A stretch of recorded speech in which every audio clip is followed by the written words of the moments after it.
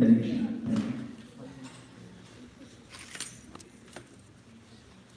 Jaya Radha Madhava Kunja Bihari. Jaya Radha Madhava Kunja Bihari. Jaya Radha Madhava Kunja Bihari. Jaya Radha Madhava Kunja Bihari.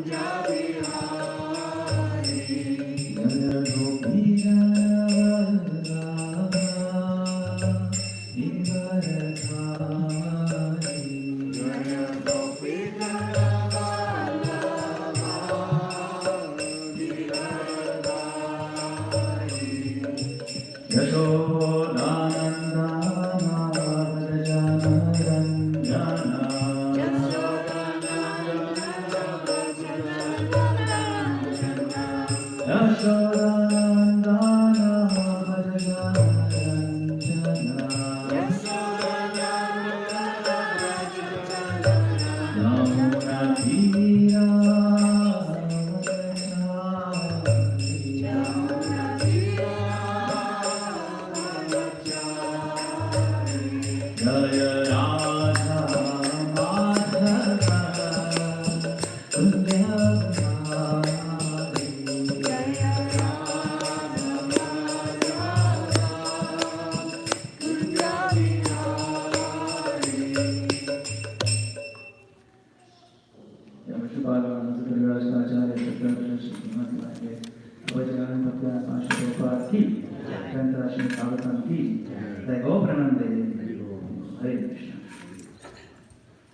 Thank you, dear devotees, for welcoming me to this sacred atmosphere of vrindaban, a very magical place, spiritually surcharged place, the number one place of pilgrimage in North America for followers of Srila Prabhupada. And it's a real honor to be here today, so thank you. So today we'll be reading Srimad Bhagavatam. I'll introduce myself. My name is Madana-gopāla Dāsa. I'm visiting here from ISKCON of New Jersey. And I'm very happy to be here with all the devotees who are taking the GBC College of Leadership course in person. And I'm looking forward to spending a little bit of time today with all the students. Part of my service is to help out the GBC College as well. So today we'll be doing Srimad Bhagavatam, Canto 5, Chapter 5, verse number 18.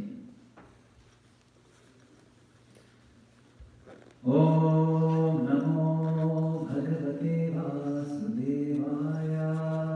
Om Namo Bhagavate Vasudevaya. Om Namo Bhagavate Vasudevaya. Om Namo Bhagavate Vasudevaya. Om Namo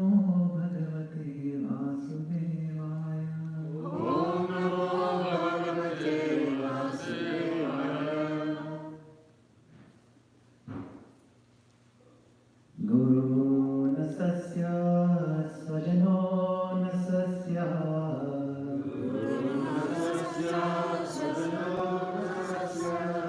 Pita Nasasya Janani Nasasya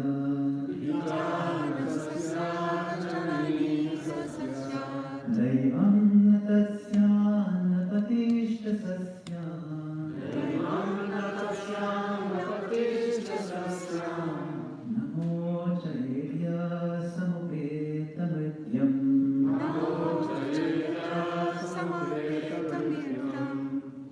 Would you like to recite?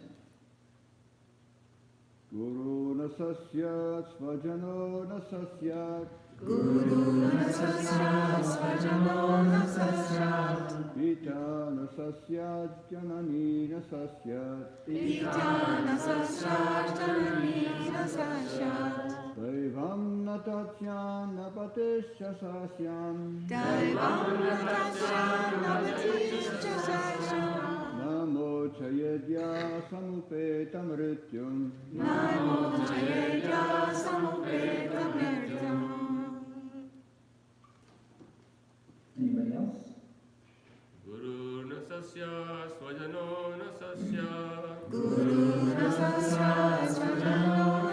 sasya Pitana sasya janani sasya Devam Devam natasya napatischa sasya Namo Chayedya samupeta mrityum Namo Jayeda Samupeta Vritam Ladies, onto the sun. Go for it. Guru Nasashat Svajano Nasashat Guru Nasasya Svajano Nasasya Pita Nasashat Janani Nasashat Pita Nasasya Janani Nasasya Daivam Natasya Napatischa Sasyan Daivam Natasya Napatischa Sasya Namo Chayedya Samupetamritam Namo Jayeda Samupeta Mrityum. Translation and purport by His Divine Grace, A.C. Bhaktivedanta Swami Srila Prabhupada. Srila Prabhupada ki jai. One who cannot deliver his dependents from the path of repeated birth and death should never become a spiritual master, a father, a husband, a mother, or a worshipable demigod. Purport. There are many spiritual masters, but Rishabhadev advises that one should not become a spiritual master if he is unable to save his disciple from the path of birth and death. Unless one is a pure devotee of Krishna, he cannot save himself from the path of repeated birth and death. Tyakva deham punarjanma naiti mahamiti sorjuna.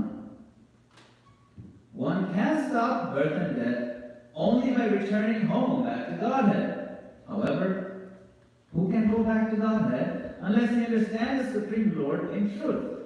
Janma karma chme devyam evam yo veti tattva. We have many instances in history illustrating Rishabhadev's instructions. Shukracharya was rejected by Bali Maharaj due to his inability to save Bali Maharaj from the path of repeated birth and death. Shukracharya was not a pure devotee. He was more or less inclined to fruitive activity, and he objected when Bali Maharaj promised to give everything to Lord Vishnu. Actually, one is supposed to give everything to the Lord because everything belongs to the Lord. Consequently, the Supreme Lord advises in Bhagavad Gita, Yat karoshi yadasnashi, yat juhoshi tadasyat, yat tapasyati kamanteya, tat grusha madarpanam. O son of Kunti, all that you do, all that you eat, all that you offer and give away, as well as all austerities that you may perform, should be done as an offering unto me. This is bhakti. Unless one is devoted, he cannot give everything to the Supreme Lord. Unless one can do so, he cannot become a spiritual master, husband, father, or mother.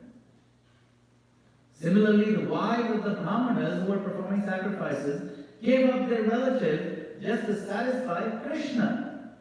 This is an example of a wife rejecting a husband who cannot deliver her from the impending dangers of birth and death.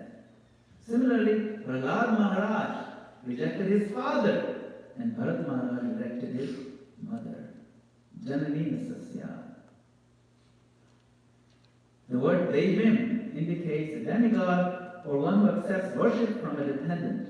Ordinarily, the spiritual master, husband, father, mother, or superior relative accepts worship from an inferior relative. But here, Rishabhadev forbids this. First, the father, spiritual master, or husband must be able to release the dependent from repeated birth and death. If he cannot do this, he plunges himself into the ocean of reproachment for his unlawful activities. Everyone should be very responsible and take charge of his dependents, just as a spiritual master takes charge of his disciple, or a father takes charge of the son.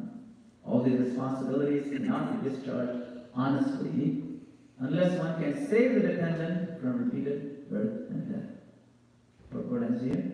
Om Jnana-tirandasya Jnana-jana-shalakaya Chakshunnitam Yena Tasmai Shri Gurave Namaha. So today's verse is really about a very important aspect of responsibility. We have a lot of devotees who are taking the GBC College of Leadership here in our midst. Leadership means responsibility first and foremost. Doesn't matter how big or small. Any position of authority, influence, or leadership comes with a heavy burden of responsibility. But what is that responsibility specifically? Responsibility to deliver them from this world, to deliver them from death. That's a big responsibility. And it's not just if you're involved in ISKCON or in some Krishna conscious service, then it's responsible. No, you can't even be a father or a mother if you're not willing to take on this responsibility. Any level of leadership, whether it be temple president or GBC level or Bhakta coordinator, it doesn't matter. We have to take responsibility. So fulfilling this responsibility requires two important things. One is determination, which is the inner strength and integrity to resolve, and that strong resolve to be always aligned with Srila Prabhupada's program. Stick with the program, be aligned with it all the time. So we need strength and determination, inner strength. And then externally also, like when we exhibit this, it has to come out in the form of generosity. Not imposition, a generosity, which is you want to create an encouraging and welcoming environment as a leader, where our dependents never feel compelled to leave. Srila Prabhupada writes, whoever joins us, they're not under any obligation. Our only tie is love of Godhead. It should be our definite policy that nobody is ill-treated, that he may go away. We recruit a person to join us after spending gallons of blood. Everyone comes for reformation. You cannot expect everyone to be perfect. Rather, it is our duty to make everyone perfect as far as possible. So we shall be very much cautious and careful in this connection. This quote is from a letter. Elsewhere in a conversation, Prabhupada says, you have to spend or waste gallons of blood before you can convert a person to Krishna consciousness. It is so difficult task.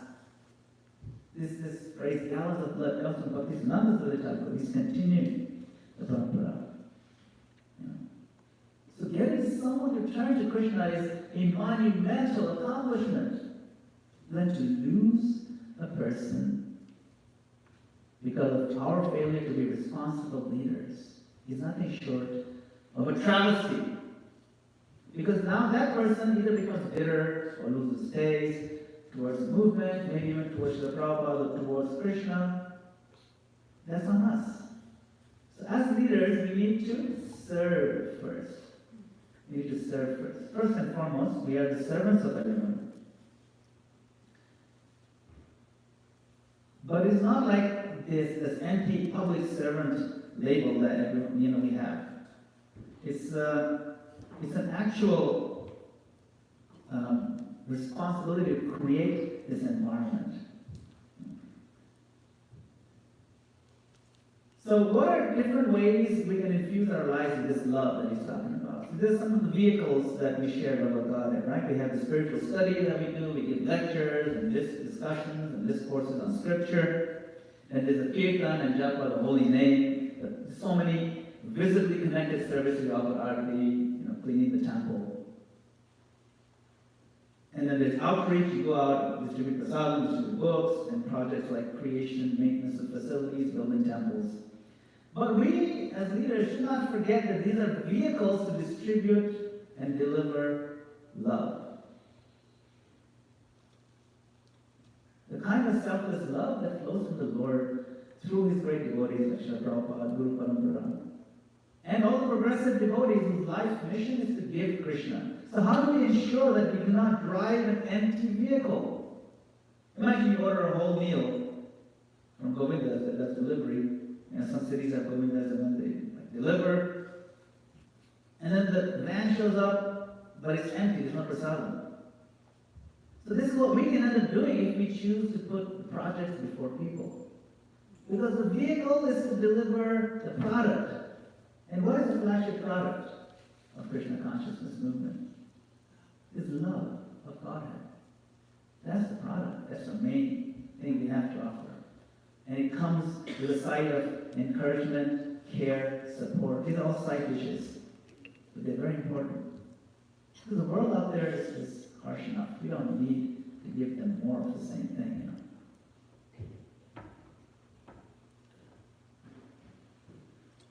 So I want to discuss this concept of servant leadership. And I want to ask this question. Start from the beginning. What is ISKCON about? What is the main thing ISKCON about? What's the main thing ISKCON? Yes?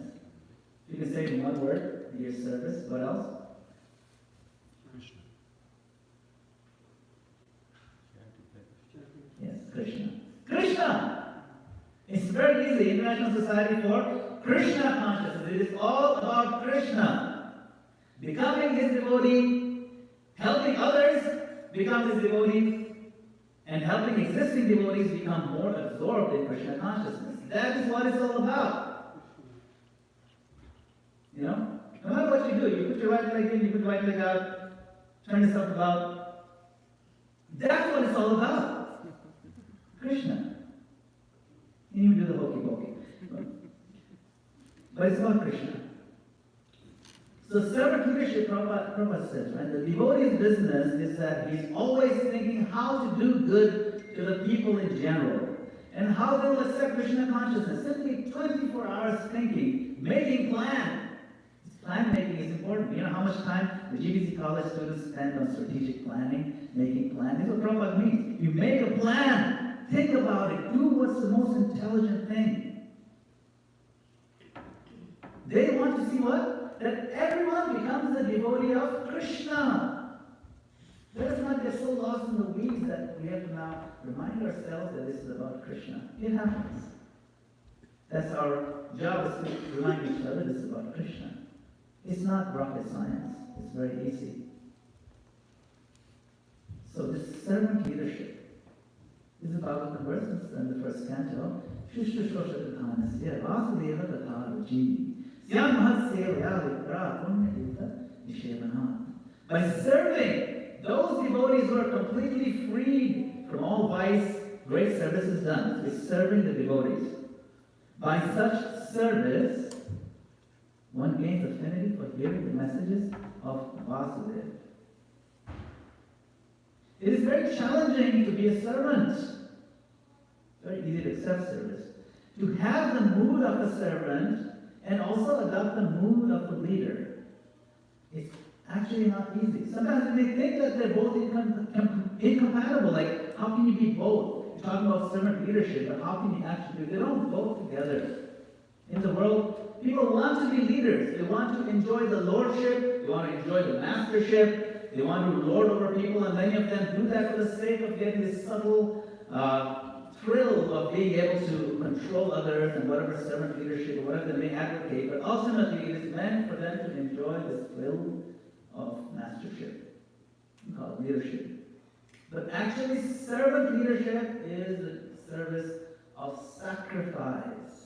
It's about giving yourself to others. First, be a servant, and leadership follows as a byproduct of it. Srila Prabhupada practically owned the world. He was so much. But look how humbly, sweetly, and gently he bows down to Krishna. There's a small story in this book, Miracle on 2nd Avenue, Mukund Maharaj's book. There's a description of how Prabhupada makes his first breakthrough, Mukund Maharaj, Michael Grant at that time is arranging this nice musical show, and everything is put together, and Prabhupada very majestically walks on the stage, and then he asked Allen Ginsberg at that time, he was a very famous poet, you start reading Hare Krishna mantra. And so Ginsburg, because he's a guru, so he followed the guru's advice, and then when everybody started following, the Prabhupada took over and he led the kirtan, and then he gave a short talk, a huge success, and then they walk off the stage, and another musical piece comes in, and that's fine. Prabhupada was very happy that he made a breakthrough. The next day, Srila Prabhupada is walking up the stairs, and either reporter or somebody, he comes and says, excuse me sir, aren't you the guru of Allen Ginsberg? Aren't you Allen Ginsberg's guru? And Prabhupada actually became very humble and he looked down. He said, I'm nobody's guru. I'm everybody's servant. And he hung his head in humility. In front of somebody who was a stranger, it's nobody, but he felt that I'm nobody's guru. I'm not a leader. I'm everybody's servant. And then he goes on to say that being a servant is not easy. He said that too. It's very difficult to be a servant.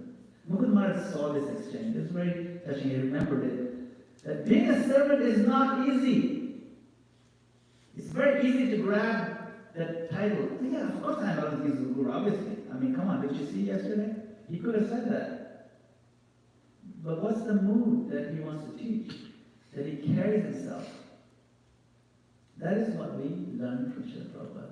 Srila Prabhupada was brilliant, like the sun that illuminates the entire planet.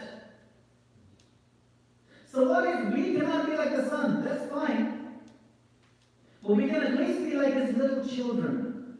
Be like a little lamp that lights a small corner of our little world, of our home, of our family, of our neighborhood, of our area of influence. And like the lamp prays to the sun, we can pray to Prabhupada, my Lord, please give me the strength to not let you down and to continue your good work. Kindly impart upon me the energy to remain ablaze in your service, to bring light. That is our job here. Maybe the one over there as well. The lecture series on Nectar of Devotion, Prabhupada spoke this in Vrindaban, 1972. This is the mood that he's telling us to imbibe. Sakshat Dhritvena. Those who are learned devotees, advanced devotees, they also accept that this spiritual master should be treated as good as Hari, the Supreme Person. But the spiritual master does not think of himself as Hari. Although he's offered that respect of Hari, he thinks himself as humble servant of Hari and all others. The spiritual master takes his disciples as his spiritual master. He thinks Krishna has sent so many spiritual masters. Because they have to be trained, Krishna has appointed him to train them. Therefore, he thinks himself as servant of the disciples. This is the position. So when one is advanced, he can see the importance of devotees. I like the last line. When one is advanced, he can see the importance of devotees. It's key. Every sentence Prabhupada speaks is worth framing and embedding in our heart. You can take a few of these messages home and reflect on them. So, Rupa Goswami, he writes in Nectar of Instruction. Offering gifts in charity, accepting charitable gifts, revealing one's mind in confidence, inquiring confidentially, accepting prasada and offering prasada are the 6 symptoms of love shared by one devotee and another. Remember this verse? Vidati pradigranati bhuhyam akhyati prachati bhumte bhojayate cheva sharvida Priti Lakshanam. Priti means affection, love. This is the 4th verse. The first few verses talks about, the 6 symptoms of spiritual master, that he controls his 6 urges. Then there's 6 things that can destroy your spiritual life, and there's 6 things that are very conducive to spiritual life. Between the verse 2 and 3, the 6 things that will destroy your spiritual life and 6 things that will flourish in a really grow your spiritual life, there's one point in common between the two of them. One is said positively and the other is said negatively. Anybody remember what that point is? Sangha. Yeah. Right. So, Janasangha means associating with the wrong kind of people. And then the other one is? Sangha. Yes, on the other verse, which is a positive verse, it says, association of devotees, right? Or actually, he says, no, you give up the sangha of non-devotees. Sangha tyaga sato vritte. So in both cases, he's saying you have to give up the association of people who are going to take away from your spiritual life. They're going to diminish it. In both cases, positive and the negative verse. So what are we to do? We are meant to associate with devotees, with the good, with the good vibes. People who have the good vibes, which is what? Those who are absorbed in Krishna. How do we associate with those devotees? How do we exchange love between devotees? So that question will arise, which is why he gives a pattern of 6s, and then in the 4th verse he says, okay, if you're interested in knowing how you're going to exchange love, it's not that hard. You gotta eat. So you eat and you share. You break bread together. It's a common principle of bonding. So give a small gift, accept a small gift, I'll be here, I got something for you. Oh, very nice, I got something for you too. This is very nice. This is how we make relationships, you deepen them. Small things, not to be major things. But the real test of how much you can love and really connect with somebody is this guhyam akyati vrichati. Guhyam means what? Confidential secret. Comes from the word guha. Guha means cave. It's like, we have a cave in our heart where we put all the stuff that we don't want anybody to see. That's fine, we all have our caves. But exchanging the contents of our cave, guhyam akyati vrichati, requires a great deal of trust. And to be effective leaders, even effective devotee friends, the foundation of that relationship is trust. If somebody were to come and tell you, you're a very good person in many ways, you're a very effective leader, but I have to be honest with you, I cannot trust you. If they're honest, maybe they'll say that. Or they will say to somebody else, he's good, he can really get some things done, but I don't trust him. You might have heard that in conversations. What does that mean? What does it mean to trust or to be considered trustworthy? What are the elements of trust? So some researchers actually did some investigation, or they tried to parse it out. And a very famous author, she put this together, and I found it very nicely done. Her name is Brene Brown. And she came up with this acronym called BRAVING. BRAVING. Why? Why braving? Because when we trust someone, we are braving a connection. It requires a leap of faith, and when you make a leap of faith, you have to be brave. When we allow ourselves to become vulnerable at some level, we're braving the storm, or we're braving the forest. Braving. But what does this stand for? So, these are the 7 elements, and they're quite distinct. And if we fail in any one of these, we fail in becoming or remaining trustworthy. So, the first one is boundaries. We'll talk about each one of these. The second one is reliability. Think about these words, what images they conjure up. And accountability, is it called vault? Vault is like safe. Integrity, non-judgment, and generosity. So let's talk about each one of these. Boundaries. Setting boundaries is making clear what's okay and what's not okay and why. For example, when we do seva together, some service together, as friends, we say we're cleaning a particular room together in the ashram. It's okay to have emotions in your place of work. That's okay. It is not okay to yell at somebody in the face. That's a boundary you just crossed. It's not necessary. The boundaries support self-respect and they support interpersonal respect. Or as the writer says, boundaries are the distance at which I can love you and me simultaneously. It's important. Sometimes I feel there should be really boundaries between friends. No. Even between friends, there are boundaries we do not cross. Even between married couples, there are boundaries we do not cross. You don't cross the boundary of abuse. That's unacceptable. You see? That's boundaries. Otherwise the trust is broken. Second one, reliability. You do what you say, you will do.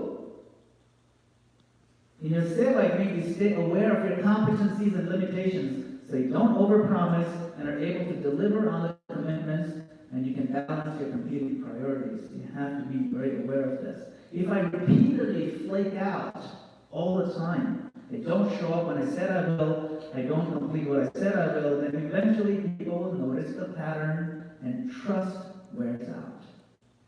Reliability means that we're going to do what we say, not just once, but repeatedly, again and again. Reliably, over and over again. We have to make a commitment to ourselves to do that. Sometimes we overpromise. Don't do it. Don't overpromise. Accountability is a little different. One of the 4 defects of humans is to commit mistakes. It's fine. It's who we are. We're humans. So own your mistakes. Apologize and make amends. Say, okay, I'm sorry I did this. It was a mistake, genuine, honest mistake. I will do this, so it doesn't happen again. I'm sorry, it's apology. You own it, means I did it, yes. That's called accountability. And then you make amends. If I'm getting defensive, or if I accept the mistake and move forward, there are 2 routes we can choose. One of them leads to trust, the other one breaks the trust. Okay, now vault is very, very important. This is where you don't share the information or experiences that are not yours to share. I need to know that my confidences are kept and that you're not sharing with me any information about other people that should be confidential. When someone tells you something they shouldn't, how do you feel?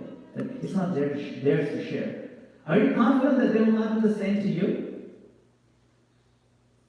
If you're going to do that to me, even though you're gossiping with me, giving me the juice, the nectar, my trust in you is diminished. So the vault is not just about you keeping my stuff confidential, but I should see that you respect other people's confidentiality in all your relationships. The tricky thing is, a lot of the times, we share something that's not ours to share as a way to hotwire a connection with a friend. You know the term hotwire? Have you heard that term? It's what people do when they engage in grand theft auto. Got the car started, but it's not right. Got this relationship really going. It's not right. If you don't have something nice to say about somebody, come and sit next to me. I want to hear it. No, that's not right. That relationship that's based on that sort of backbiting and gossip is called common enemy intimacy. You become more intimate because now you have a common enemy you want to talk about. But that is not a real thing. It's a foundation of toxicity, and it erodes trust not just in you, but if it becomes a pattern in your environment as a leader, if you're engaging in it, it percolates into your dependence. Our responsibility to maintain the vault. It's a very important part of trust. Yeah, we have to take it seriously. 5, 6, and 7, the last ones. Integrity. So integrity, you more or less know this one, is choosing courage over comfort. Do the right thing. Choosing what's right over what's fun or easy or expedient. And practicing our values, actually living by them, not just professing them. That's our integrity. We all know devotees who have a very high standard of integrity. Let us get inspired by them. Number 6, non-judgment. This is a tough one. As humans, we have a natural inclination to judge everything. Because of this, we are often afraid of being judged ourselves. When it comes to doing our service, we're terrified of being judged for looking incompetent or lacking knowledge. People will find out I'm an imposter. We may even hate asking for help for fear of being judged or being looking weak. He needs help for this. He can't be very smart. So, we're afraid to be judged. So, it is very important that we practice non-judgment. If I'm falling apart, I expect you as my friend to see and understand my human frailties and don't judge me. And if something you're going through, I will also extend the same. And this is a great way to bond. Don't worry, I'm here for you. This is a proper way to bond, not tearing each other down. As leaders, it's incumbent upon us to be non-judgmental in the right way. And the last one, generosity. When someone says something or does something, we try to understand what is the intention behind their action or their words. Let us exercise the utmost generosity, giving the best possible interpretation of that intention, or the words or actions. The best possible. Not that, I know what that means. It means he hates me. It means, no, what do you mean? He just said, Prabhu, it looks nice to see you today. You know what that means? He hates my guts. It's not a very generous interpretation. But, we do this all the time. Let us try to increase our generosity. Krishna is very generous in this regard. He is so generous in the interpretation of how he interprets action. When Putana came to kill him as a baby, the acharyas say that Krishna closed his eyes as a baby. Closed his eyes. Not because Putana is scary, but because he did not want to see the bad intention of Putana. That's how Acharya explained. He did not want to see her bad side. He said, I will refuse to see her. I know you're coming to poison me, but I will see you as mother because the intimate way you're trying to come to poison me. Because you're coming to pretend, you're pretending to be devotee. I know you're not devotee, it doesn't matter. You're coming to serve me. You dress as a devotee. So, Lord Brahma had witnessed this incident when Krishna saw Putana in this way. And Lord Brahma had the vision to see that Krishna delivered Putana straight to Golok Vrindavan, the highest possible form of liberation, highest gift that any devotee can get. He elevated her from a demoness directly to Golok Vrindavan because of his generosity of seeing the action, not the intent. So Lord Brahma, when he remembers that, he offers his prayers to Krishna. Remember in the 10th canto, I think it's 14th chapter, he offers the prayers to Krishna. Part of the prayers, it's a beautiful verse. There's not that many verses that are in this meter. Only like 4 or 5 verses in the entire Bhagavatam that are in this particular meter. It's a beautiful meter. It's in the meter of the first verse and second verse. This is the meter comes again, the 10th canto. It goes like, the prayer goes like this. Brahma says, Esham Ghosha Nivasinam Uttavaman Kim Devarate Tinaj Cheto Vishvakala Kalam Padakaram Kutrapyayan Muhyati Sadvesha Putanapi Sakula Pameva Deva Pita Dadhamat Sudrit Prihatmatanaya Pranashaya Spatprite. The Sadvesha Putanapi.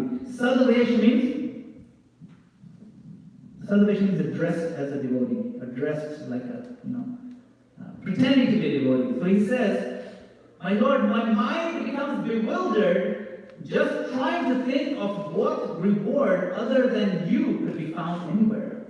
You are the embodiment of all benedictions which you bestow upon these residents of the coward community of Vrindaban. You have already arranged to give yourself to Putana and her family members in exchange for her disguising herself as a devotee. You've given yourself to her. In exchange for what? Satameshadiva Putana Abhisapala, just for dressing as a devotee, pretending to be a devotee. Now that you've given yourself to her, he says, what is left for you to give these residents of Vrindavan, whose homes and wealth and friends and dear relations, their very bodies and children, their very lives and hearts are all dedicated only to you? You are bankrupt, my Lord. You have nothing left to give them. How awful. It was the poetic expression of the greatness of the Lord, the generosity of the Lord. So we can be inspired by that generosity and be a little more generous in our own dealings when we interpret the actions and words of others. The Bhagavatam is full of all these anecdotes. Srila Prabhupada's pastimes are full of instruction on how to live a life that inspires trust. It doesn't demand respect, but commands respect. So as leaders, it is incumbent upon us to not fall victim to any of these elements that will diminish our trust. It's our job to do that. So, let's summarize this class. One thing, responsibility comes with the job, with any leadership position. Number two, servant leadership. It is not easy to be a servant, but that's our job. We're serving. Number three, we have to create a loving atmosphere. Put people before the projects. And four, trust is the foundation of all relationships, or to speak, of leadership. This is in summary of what we discussed today. Thank you very much. Srila Prabhupada ki Jai. Hare Krishna. So we have a few minutes. If anybody has any comments, questions, concerns, objections, rejections, please. Yes. There's some, not approval of the fact that.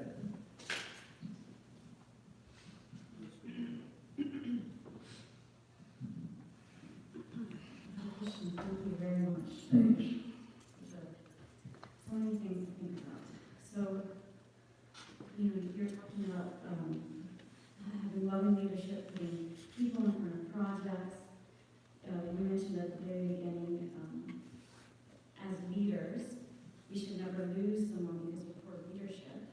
But we know that devotees leave the temple sometimes, and we're in sort of a dynamic where we're employing staff and taking care of devotees. And so it feels like sometimes there's this big gray area that's difficult to navigate. How do we assess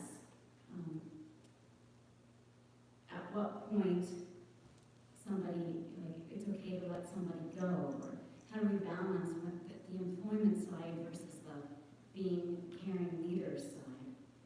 I guess, I don't know if my question is very clear.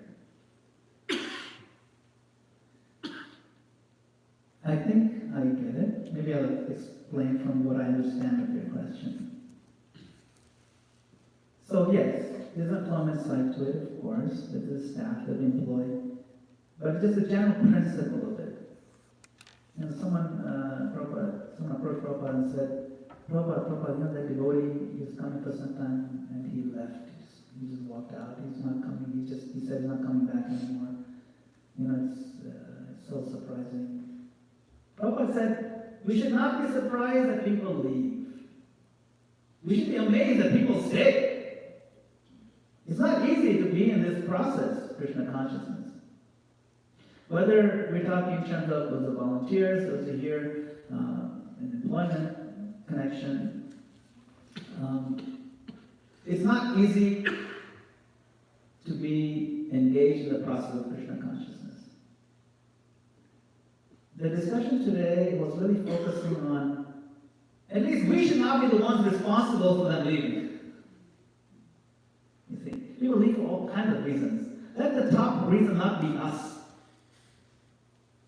You see, let it not be because of the way we mistreated them or broke their trust, the way we intentionally or just because of bad habits created a what you call a hostile work environment, corporate terminology. So we have to just examine, are they leaving because of us? Is it something I feel? That's our job, our service, to always evaluate. You see? If people need to go, that's fine. If we can't afford to keep them, or they are broken their trust in terms of the employment contract, they have to go. That's understandable. It's not that, you are harsh or hard-hearted, but you have to make sure you're fair and you gave it a fair shake and you were generous. That's our job. Again, generosity is subjective. You can't put a number on it, but we have to put our best foot forward when it comes to applying this principle of generosity and the foundational elements of trust. I hope that helps. Very much, Thank you. This is Prabhuji.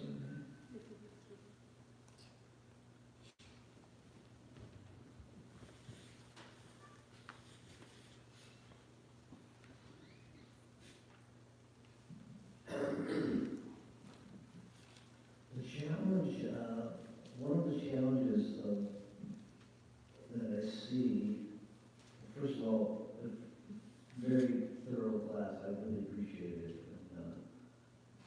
A lot of good points on how to build trust.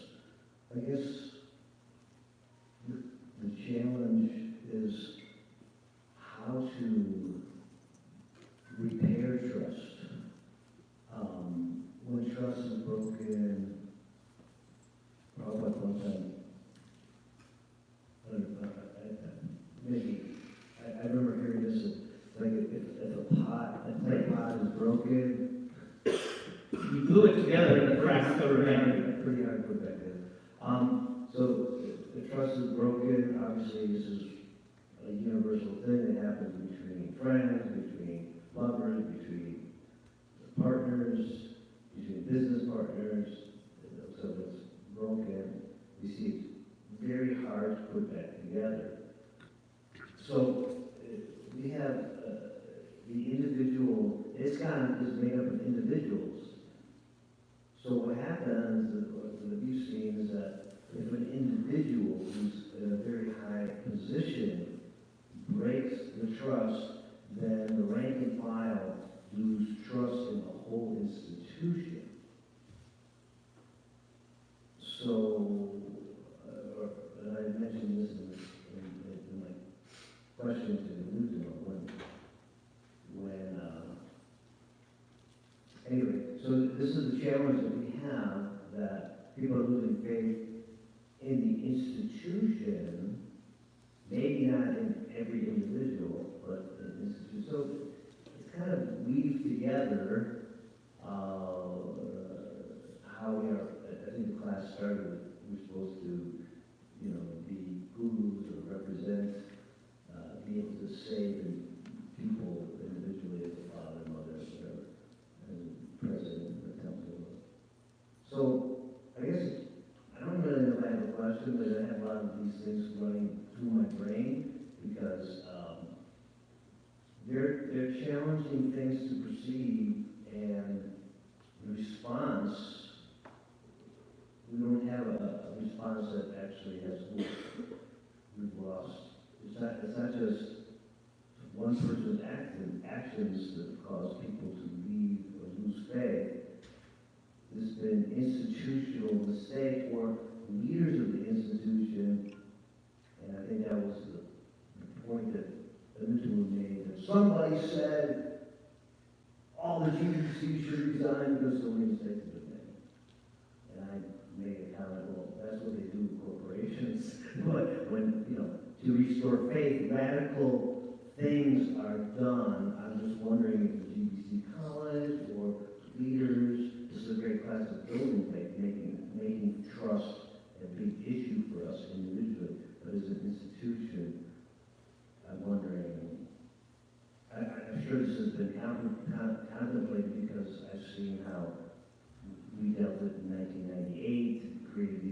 institutions to try to inspire trust that we're doing something to protect some children and whatever. So, anyway, these are. Is there good thoughts? May I offer some related thoughts? Yes. Thank you. So it's true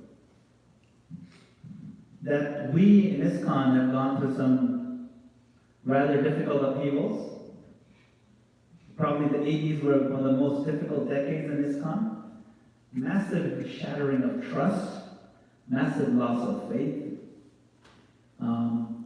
In the 90s, some of that momentum continued. There was some attempts made to kind of keep it together, but still things were still falling apart. The momentum of that damage was still carrying through. And then the year 2000, maybe some of that decade, we were trying to regroup together.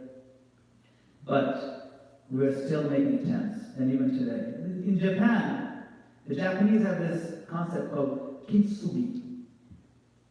When a pot, a very expensive Japanese pottery, falls down and breaks into many pieces, they pick up the pieces and they very meticulously glue them back together. Now, when trust is broken, you may put it together, like you glue the pieces of the Japanese pottery together, but the cracks remain and they will be visible forever. But the Japanese take it to another level.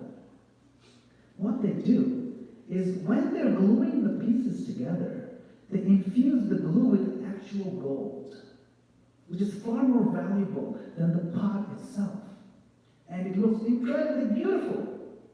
The broken piece, in fact, the kintsugi treated pot is more valuable than the original pot, even though the cracks remain. Why?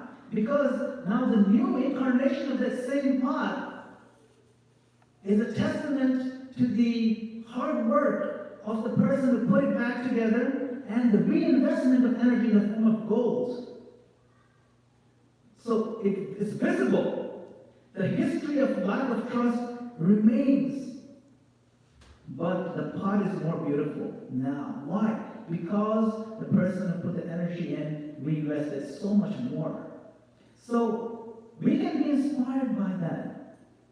We can see that in spite of all these reasons for being fractured, we are still one movement. There's still one ISKCON. Maybe there's some small spin-offs here and there, but if you look essentially, we are one ISKCON. It's amazing that after 50 plus years, in spite of all this, we are still one. I'm amazed. I've seen other religious groups that are splintered into 12, 15 different, branches of the same root. And they don't talk to each other. We're still one ISKCON. And I have a lot of hope that the GBC College and the next generation of leaders, we're still here. We went through some serious stuff in the 80s. We're trying to fix it. We're a very young religious organization. So we're getting a little more mature, and I have a great deal of hope in the next generation because, one, they're very smart, they're very dedicated. It's not that the others were not smart and dedicated, but it was growing pains, and it's a very difficult time. We didn't know how to evaluate, we didn't know how to process all that momentum, the high voltage Krishna consciousness that Srila Prabhupada thrust upon the world and just lit it up. We didn't know how to process it. And so we made tons of mistakes, we broke a lot of trust, and we got corrupted in so many ways. Fine. The pot got broken. We are putting it together, and we're infusing it with as much gold that we can muster, and offering Srila Prabhupada that Prabhupada, this is what we've done for you. We hope it pleases you. And that's what I'm hoping that we will carry in our heart for the future. Is that okay, Prabhu? Yeah, thank you. Thank you. Yes, Prabhu. Prabhu, I just wanted to little bit share an insight that we had discussed on this topic in our Pre-plan. Yes. 2 days ago, right? We covered like a whole day of trust. Yes. exactly how you repair the trust. And I'm sure many students who are here, they can add into. And the guidance I was given is that if you get into an environment where you find that trust is broken, it's the responsibility of the leaders to assume that there is some trust. And then act upon that and build, regaining trust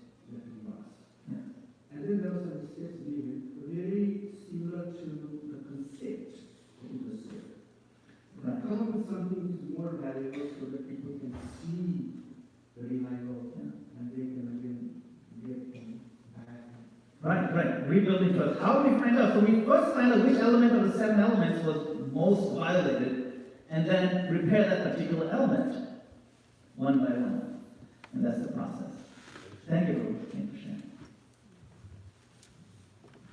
Srila Prabhupada mentioned in this other topic here, Srila Prabhupada mentions in the purport different individuals who live up to the standard of delivering their penance.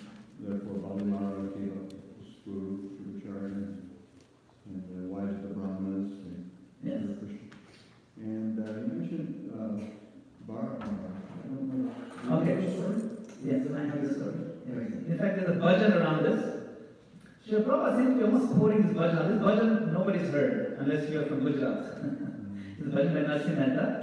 And in the bhajan he says, Kulne tajye kutumbne tajye maane bapre, bhavini sutadharane tajye, jem tajye kanchapi sapre. Then he says, Prathama pita prahlad tajya. First, Prahlad Maharaj gave up his father. Nava tajyu harinam, but he did not give up harinam. Then he says, Bharata Shatrughne taji janeta, nava tajiya Shri Ram. Bharata and Shatrughna gave up their mother, Kaikeyi, but they did not give up Shri Ram. That is the Bharata he's talking about. Oh, Yes. yeah. Yes, Prabhu. Subha Prabhu, Hare Krishna. He's our mentor from many years ago in New Jersey. That's very generous of you. Thank you, Madana-gopāla Prabhu. And I wanted to ask you if you can speak a little bit about the symbiotic relationship between the caring, the love, the essence that you spoke about it, and the vehicles or the organization part. So how the dependence, the interdependence between these two things to actually be able to fulfill the mission.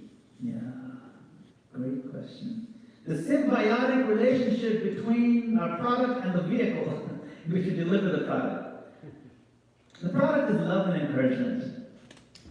People come to us to find a place that is saturated with love and encouragement and affection, genuine understanding. Why? Because the world out there is discouraging enough. It's cold enough. It is uncaring enough. We don't need to provide that. Now, the vehicles, which is service to the Lord, are just that. They're vehicles that we can accelerate the delivery of the potent medicine. Like the capsule is a vehicle by which the medicine gets delivered to the right place in our body when you swallow the capsule. The capsule itself is not medicine, the outer capsule, but the inside active ingredient is a product. So the capsule is utterly important. That's what this relationship. Effective delivery of medication needs a vehicle. So this opportunity to serve is a vehicle. But what is the active ingredient? It's the holy name. When we mouth and produce the sound, the external aspects of the mechanical parts of producing sound is the vehicle, or is a capsule. The active ingredient is the holy name. So there's an interdependency there. But now, if you think as leaders, and you think in terms of allocating service or assigning certain levels of service, the service is the vehicle for the affection to flow through. There's a very famous letter by Srila Prabhupada, where one devotee is writing how they're really burnt out, or they're really, just overwhelmed with work, and they're just feeling that it's very difficult to carry on. And Prabhupada wrote that don't be so morose, don't worry. The whole point of service, the whole point of all these different opportunities or vehicles is just that somehow or other we can engage in something to connect to Krishna. Not that to burn us out, that we took on so much that, going to fall apart, go sick, or die because we didn't know. So there's a symbiotic relationship, but if we don't keep in perspective the value of the vehicle and the utility of that vehicle, then that we can be overburdened. And so we should recognize that this is absolute, because this vehicle using Krishna's service, it is Krishna himself. The books are Krishna himself, although the books are just made of paper or something mechanical. So this has the external part and the active ingredient, which is the message of Bhagavatam. So like there's the books, there's the services, there's the holy name, there's the outreach programs, all of these are vehicles, they're essential. But it's like the gift that we exchange in the Vedati Pratiganati. The main point is the love. The main point of any service is to keep, first and foremost, we're doing this for the love. Develop love. We don't have it right now, we want to develop it. Yes, sir. Speaking of love, some will say, well, there's tough love. Yes. So it always, it's like my perception anyways, is that it's always that yeah, that the tension between the spirit of the law and the letter of the law. Yeah. So That requires, Prabhupada says, that requires intelligence. Yes. No, it's true. How far can we take tough love? But it's a good point. It's tough love, but it's ultimately boils down to responsible love. Responsible love. We have to get that way. I think it's 5 minutes over time. Thank you very much once again for the opportunity. I appreciate all your association. And kindly forgive me if I've made any offenses or mistakes. It wasn't purposeful. Hare Krishna. Shri Prabhupada ki jai. Thank you.